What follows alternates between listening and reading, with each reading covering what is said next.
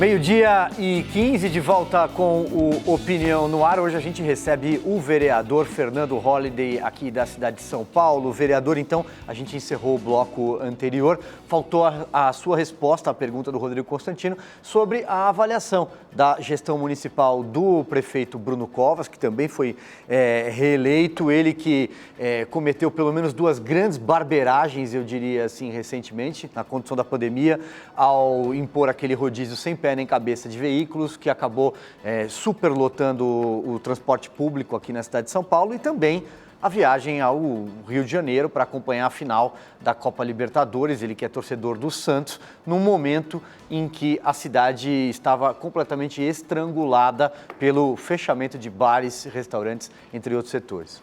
Sim, eu acredito que o Bruno Covas tenha cometido diversos erros na gestão da pandemia. Basta a gente retornar só um pouquinho, alguns meses atrás, ainda no ano passado, quando ele, por exemplo, tentou bloquear avenidas na cidade e ambulâncias ficaram paradas por toda a cidade, com carros de polícia, enfim, sem poder circular. Serviços essenciais não puderam ser muito bem realizados por conta disso. A medida teve que ser ali revista quase que um dia depois. Teve também a ideia do rodízio ampliado, que foi um completo absurdo, também atrapalhou a vida de diversas pessoas.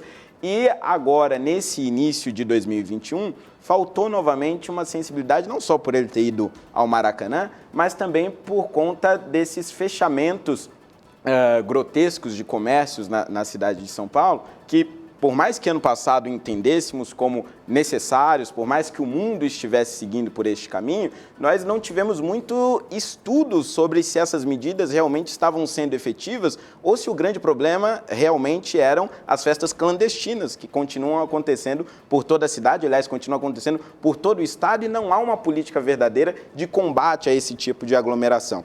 Então, eu acredito que tanto o governo do estado, e aí eu já faço uma crítica também ao governo de João Dória, quanto a prefeitura de São Paulo, se equivocaram nesse sentido porque apontaram as armas do estado para quem não era o real culpado. O real culpado não eram os empresários, não são os empresários, não são os comerciantes, mas sim todos aqueles que, madrugada adentro, fazem grandes aglomerações e grandes festas ilegais com as vendas, com os olhos do Estado fechado para esse tipo de problema. No caso do prefeito, não se trata aqui de pegar no pé, mas é um clássico exemplo de quando a emenda sai pior, inclusive, do que o soneto.